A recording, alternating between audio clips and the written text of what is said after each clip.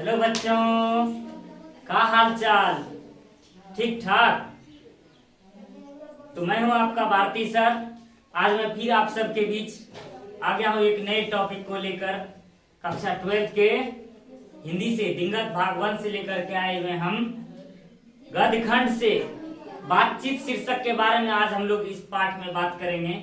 बातचीत शीर्षक सबसे पहले हम लोग जान लें बातचीत शीर्षक, इसकी विधा जो निबंध है और जिसके लेखक बालकृष्ण भट्ट जी हैं। बालकृष्ण भट्ट, जो कि बालकृष्ण भट्ट जी ने बातचीत कहानी के बारे में लिखा हुआ है बातचीत शीर्षक। आज हम उसी के बारे में बात करेंगे, बालकृष्ण भट्ट जी के बारे में। इन्होंने जो ये लिखे हुए हैं बातचीत शीर्षक, ये किस तरह की कहानी है, इसमें क्या घटना है, इसके बारे में हम लोग जानेंगे। सबसे पहले हम लोग जान लेते हैं बालकृष्ण भट्ट की जीवनी के बारे में। बालकृष्ण भट्ट कौन थे, इसका साहित्य में क्या योगदान था और इन्होंने क्या क्या अपने जीवन में किया, उसके बारे में हम लोग आज जानेंगे। सबसे पहले बातचीत जो ये निबंध है, इसकी विधा जो निबंध है, इसके लेखक बालकृष्ण भट्ट जी हैं, जिसका जन्म 23 जून 1844 ईस्वी को इलाहाबाद अर्थात प्रयागराज में हुआ था। इसका जन्म 23 जून 1844 ईस्वी इलाहाबाद प्रयागराज में हुआ था। और इसके जिस माता का नाम पार्वती देवी, इसके माता का नाम पार्वती देवी और इसके पिताजी जो थे बेनी प्रसाद भट्ट थे। और इसका मुख्य रूप से व्यवसाय व्यापार करना था। मुख्य रूप से इसका व्यवसाय व्यापार करना था इसके पिताजी का व्यापार। इसके व्यापार के कारण से इसके पूरे परिवार का भरण पोषण और लालन पालन हुआ करता था, इसके पिताजी के व्यापार की वजह से। बालकृष्ण भट्ट जी, हालांकि बालकृष्ण भट्ट जी आधुनिक हिंदी गद्य के आदि निर्माताओं और उन्नायक रचनाकारों में एक थे। बालकृष्ण भट्ट जी थे आधुनिक युग में गद्य और निर्माताओं और उन्नायक रचनाकारों में से एक हैं। वे भारतेंदु युग के प्रमुख साहित्यकार में से एक है। अर्थात यह जो थे ना भारतेंदु युग के, यह किस युग के कवि थे? तो बच्चों यह भारतेंदु युग के कवि थे। भारतेंदु युग के कवि थे, यह भारतेंदु युग के कवि थे। और उन्होंने हिंदी साहित्य को अपने प्रतिभाशाली जन्मधर्मी, उन्होंने अपने हिंदी साहित्य को प्रतिभाशाली जन्मधर्मी व्यक्तित्व और लेखन में एक नवीन धरातल, नवीन दिशा और नया रूपरंग का मानस दिया। उन्होंने जो है निबंध के लेखन में व्यक्तित्व और लेखन से एक नवीन धरातल का निर्माण किया। अर्थात जब इन्होंने रचना का, अर्थात इस युग में, भारतेंदु युग में अपने रचनाओं से एक नई धरातल को जन्म दिया, नए पृष्ठभूमि को तैयार किया लेखन में और एक नवीन दिशा दिया, लेखन के क्षेत्र में एक नवीन दिशा दिया और एक नया रूप रंग को तैयार किया। निश्चय ही इस महत्ता युगांतकारी कार्य में एकांकी नहीं थे, वह जो थे ना एकाकी नहीं थे। निश्चय रूप से इस महान युगांतकारी कार्य में एकाकी नहीं थे। स्वयं भारतेंदु हरिश्चंद्र कहता है कि इस तरह के नवीन विचार लाने में केवल बालकृष्ण भट्ट जी का ही योगदान नहीं था। सिर्फ एक ही ने, एकाकी कहने का मतलब सिर्फ केवल और केवल यही नहीं थे। इसके साथ इस युग में महत्वपूर्ण रूप से भारतेंदु, स्वयं भारतेंदु हरिश्चंद्र, प्रताप नारायण मिश्र, प्रेम घन और राधाचरण गोस्वामी जैसे अनेक महान साहित्यकार भी उनके साथ थे। इस भारतेंदु युग को विकसित कराने में, उसको सुप्रसिद्ध कराने में केवल बालकृष्ण भट्ट जी जो थे एकाकी नहीं थे। इसके साथ साथ में अनेक सारे विद्वानों का हाथ था इन सबको एक नए युग को लाने में। किंतु यह एक सर्वसम्मत स्थापित मान्यता है कि अपने युग के सर्वाधिक सक्रिय, मुखर और प्रदीर्घ समय तक सुदृढ़ निष्ठा के साथ तेजस्वी लेखन द्वारा साहित्य सेवा करते रहने वाले समर्पित साहित्यकार थे बालकृष्ण भट्ट। अर्थात भारतेंदु युग में मुख्य रूप से इन सभी में से जितने भी विद्वान हुए, उन सभी में से मुख्य रूप से योगदान बालकृष्ण भट्ट जी का भारतेंदु युग को विकसित कराने में था। यह जो थे सेवा करने में, साहित्य सेवा करते रहने में स्वयं को समर्पित कर दिया और यह इस युग के प्रमुख साहित्यकार के रूप में उभर कर आए। और इन्होंने जैसे कि इसकी शिक्षा जो हुई प्रारंभिक संस्कृत का अध्यापन इन्होंने प्रारंभिक में इन्होंने शुरुआत में इन्होंने प्रारंभिक संस्कृत का शिक्षा प्रारंभ किया। उसके बाद इन्होंने इसकी वृत्ति जो रही 1869 से 1875 ईस्वी तक प्रयाग के मिशन स्कूल में अध्यापन किया इन्होंने, अर्थात 1869 से 1875 ईस्वी तक प्रयाग इलाहाबाद में इन्होंने जो है ना मिशन स्कूल में अध्यापन किया। और साथ ही साथ 1855 में प्रयाग से CAB स्कूल में इन्होंने संस्कृत में अध्यापन, फिर इन्होंने प्रयाग से ही 1855 ईस्वी में प्रयाग से CAB स्कूल में संस्कृत में भी इन्होंने अध्यापन का योगदान दिया। और भारतेंदु हरिश्चंद्र यानी भारतेंदु युग के 2-3 प्रमुख साहित्यकारों में से एक, कहता है कि भारतेंदु युग के 2-3 प्रमुख साहित्यकारों में एक जिसके अनवरत लेखन से भारतेंदु युग का रचनात्मक युग व्यक्तित्व निर्मित हुआ। कहता है कि भारतेंदु युग का जो एक रचनात्मक प्रवृत्ति बना, एक विशिष्ट युग के स्वरूप में समर्पित हुआ, यह जो हुआ जिसके अनवरत लेखन से, यानी भारतेंदु युग के 2-3 प्रमुख साहित्यकारों में से ये जो बालकृष्ण भट्ट जी जो थे, 2-3 साहित्यकार जो भारतेंदु युग के हुए, जैसे भारतेंदु हरिश्चंद्र, प्रताप नारायण मिश्र, प्रेम घन, राधाचरण गोस्वामी, इस प्रकार के जो विद्वान हुए इस युग में, उन सभी में से एक यह विशिष्ट रूप से अपने लेखन और तथा ये भारतेंदु युग के रचनात्मक युग व्यक्तित्व निर्मित करने में इसका महत्वपूर्ण योगदान था। और साथ ही साथ आगे के द्विवेदी युग का मूलाधार निर्मित हो सका। और साथ ही साथ भारतेंदु युग के बाद जो द्विवेदी युग का निर्माण शुरू हुआ, इसी चरणों के बाद द्विवेदी युग का भी एक नव निर्माण नींव डलाया, द्विवेदी युग का नींव डलाया जा सका इस युग के बाद। साहित्य के कल्पना विलास और मनोरंजन की वस्तु ने, साहित्य कहता है साहित्य कोई कल्पना विलास या मनोरंजन की वस्तु नहीं है, अपितु वह जन समूह के चित्त के विकास का संवाहक है। तो बच्चों साहित्य क्या है, यहां बताया गया है साहित्य क्या है। साहित्य केवल कल्पना विलास और मनोरंजन की कोई वस्तु नहीं है। साहित्य केवल कल्पना विलास और मनोरंजन की वस्तु नहीं है जिससे सिर्फ मनोरंजन किया जा सके। साहित्य जन समूह के चित्त के विकास का संवाहक होता है। साहित्य जो होता है बच्चों, जन चित्त, लोगों के चित्त मतलब मन, चित्त मतलब होता है मन, उसके कहते हैं मन के विकास में साहित्य संवाहक होता है। साहित्य का महत्वपूर्ण योगदान, साहित्य जन के चित्त के विकास का संवाहक और जन के संस्कृति के विकास प्रवाह का मूर्त वांग्मय उपादान है।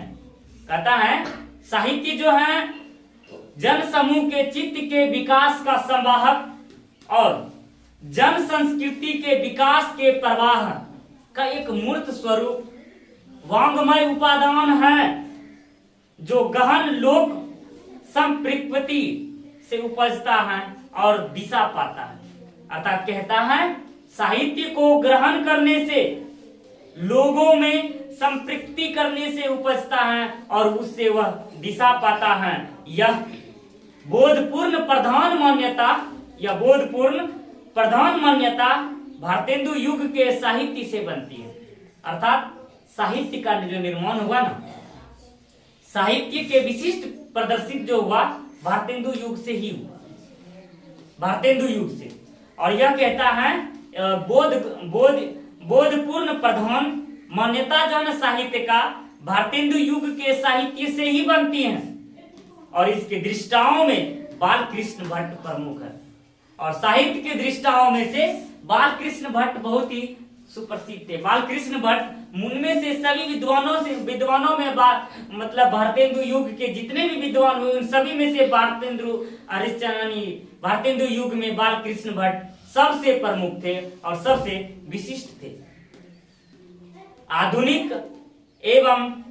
आधुनिक हिंदी नवजागरण और राष्ट्रीय आंदोलन के दौर में, कहते हैं आधुनिक हिंदी नवजागरण अभी का जो मॉडर्न हिंदी बना हुआ है, आधुनिक हिंदी नवजागरण और राष्ट्रीय आंदोलन के दौर में नए सिरे से अपनी भाषा और साहित्य की मौलिक यानी नए सिरे से अपनी भाषा और साहित्य की मौलिक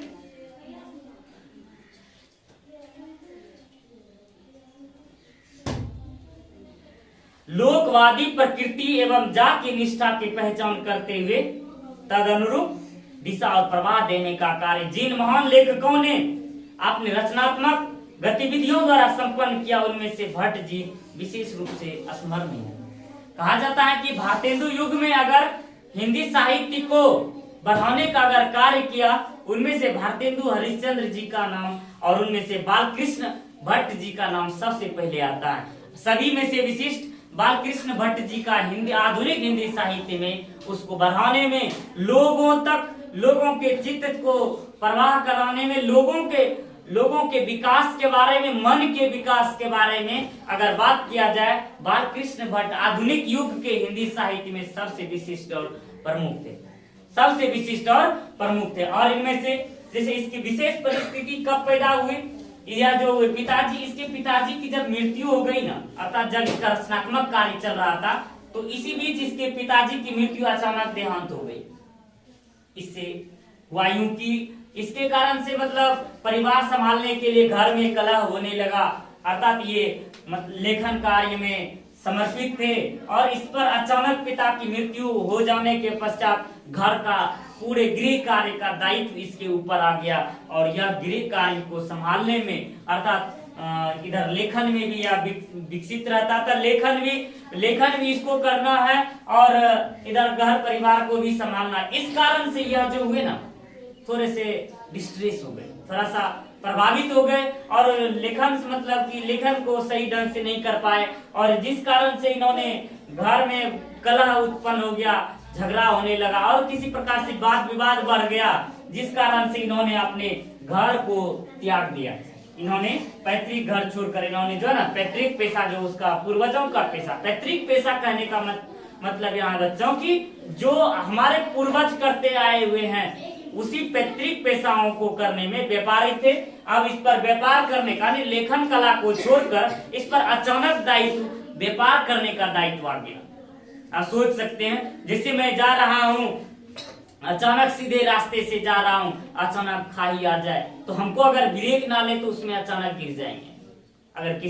अगर हम वाहन से जा रहे हैं, चाहे वो 2 व्हीलर हो, 4 व्हीलर हो, किसी प्रकार या पैदल ही हम लोग जा रहे हैं, अचानक दौड़ते हुए जा रहे हैं, अगर अचानक हमारे सामने खाई आ जाए और उसमें हमको कहेगा अचानक आप पार कर जाइए, तो पार करना थोड़ा सा मुश्किल होगा। उसी प्रकार से यह सिर्फ और सिर्फ लेखन कला में संपूर्ण जीवन को समर्पित किए हुए थे और अचानक इस पर दबाव आ गया, इस पर कि आप व्यापार कीजिए, परिवार कैसे चलेगा, ये कैसे होगा, वो कैसे होगा, फलाने चिलाने बहुत प्रकार से इस पर जो है दबाव आ गया, जिस कारण से यह जो है ना थोड़े से प्रभावित हो गए, जिस वजह से इसको घर में बहुत सारे झगड़ा आनी बहुत वाद विवाद भी बढ़ गए, जिस कारण से तंग होकर के इन्होंने अपने घर को त्याग दिया, पैतृक घर को छोड़ दिया। और आर्थिक संकट, आप सोच सकते हैं जब कोई पेड़ से कोई टहनी टूटती है, तो उसको पेड़ और टहनी दोनों को दर्द होता है। ये नहीं कि सिर्फ टहनी टूट गई तो टहनी को दर्द होती है, टहनी को दुख होता है जी नहीं, पेड़ से टहनी टूटने पर पेड़ और टहनी दोनों को तकलीफ होता है। उसी प्रकार से इन्होंने थोड़े से विवाद के कारण से इन्होंने घर को त्याग दिया। वह सुख सुविधाएं जो घर में माता पिता के द्वारा दिया जा रहा था, वह अचानक खुद के ऊपर आ गया। आप सोच सकते हैं उसकी आर्थिक संकट तो उस पर पड़ेगा ही। ये तो समस्याओं का सामना, आर्थिक संकटों का आना, ये तो लाजमी है उसके जीवन में। तो वही हुआ, इसके जीवन में अचानक आर्थिक संकट आ गया, जिस कारण से इन्होंने हिम्मतों का डटकर के सामना लिया। इन्होंने हिम्मतों का बहुत ही डटकर सामना किया और उन विपरीत परिस्थितियों में से इन्होंने खुद को बाहर निकाल लिया और साहित्य के प्रति खुद को समर्पित करता रहा और साहित्य के निर्माण में यह पूर्ण रूप से समर्पित किया और अपने आप को इन्होंने साहित्य की रचनाओं में संपूर्ण रूप से योगदान कर साहित्य को एक नई रूपरेखा और नई दिशाओं को प्रदान कर ही दिया। और इसकी रचनात्मक सक्रियता अर्थात इसकी जो रचना करने की सक्रियता जो रही, भारतेंदु हरिश्चंद्र की प्रेरणा से हिंदी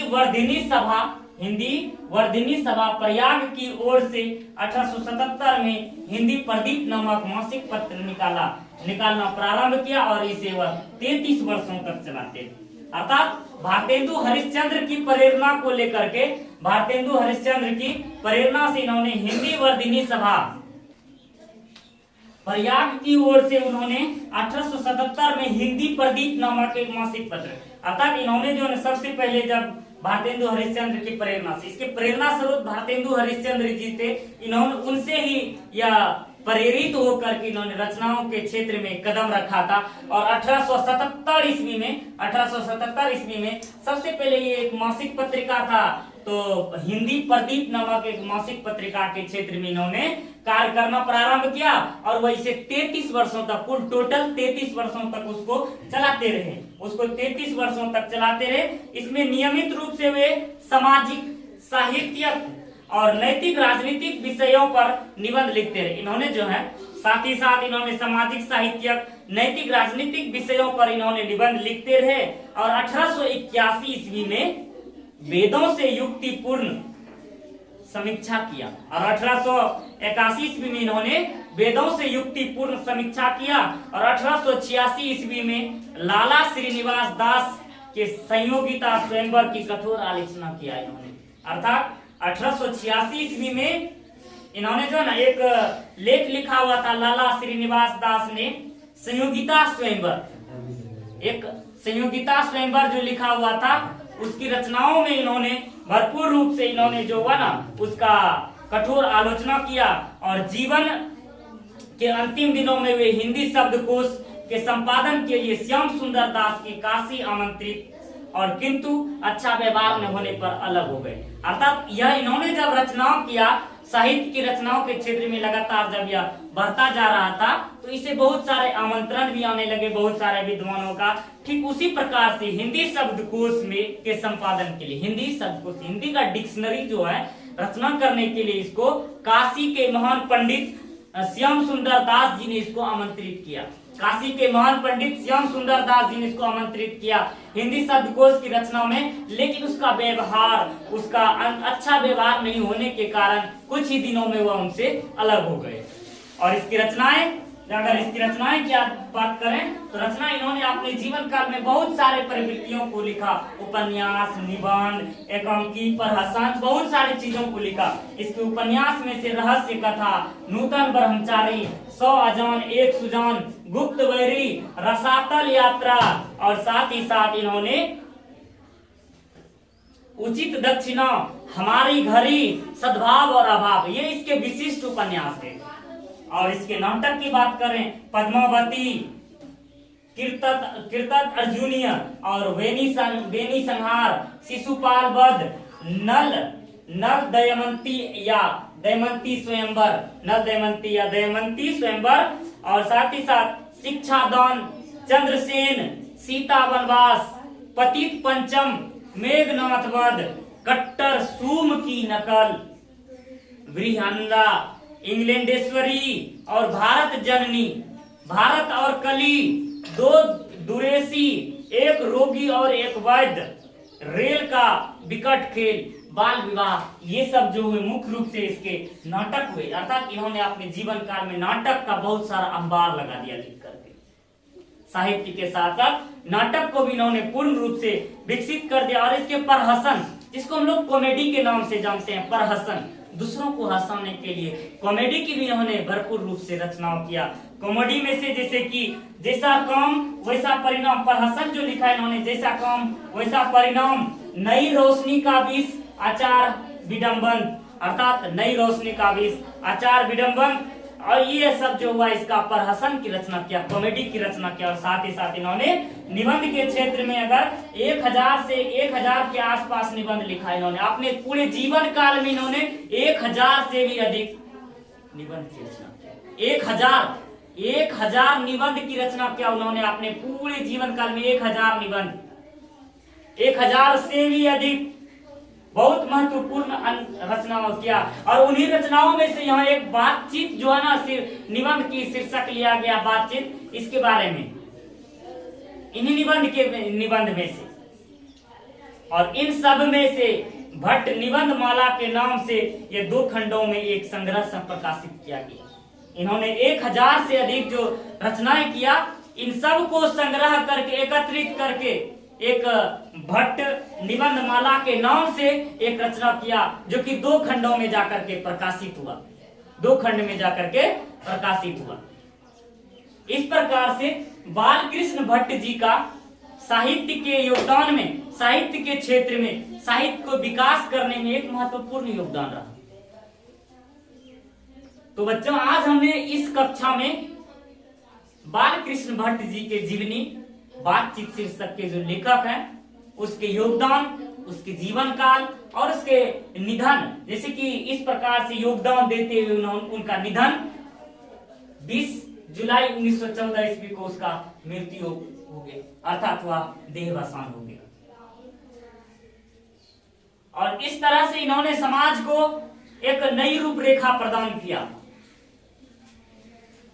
तो बच्चों, हमें उम्मीद है आप सब लोगों को यह क्लास अच्छा लगा होगा, अच्छे तरीके से आपको समझ में आ गया होगा। तो हम लोग बातचीत शीर्षक के बारे में हम लोग बात करेंगे अगले क्लास में, कि जानेंगे बातचीत शीर्षक में आखिर ऐसा क्या है जो कि बातचीत शीर्षक अच्छे तरीके से हम लोग जानेंगे। इस क्लास में इतना ही, मिलेंगे हम लोग नेक्स्ट क्लास में। तब तक के लिए जय हिंद, जय भारत।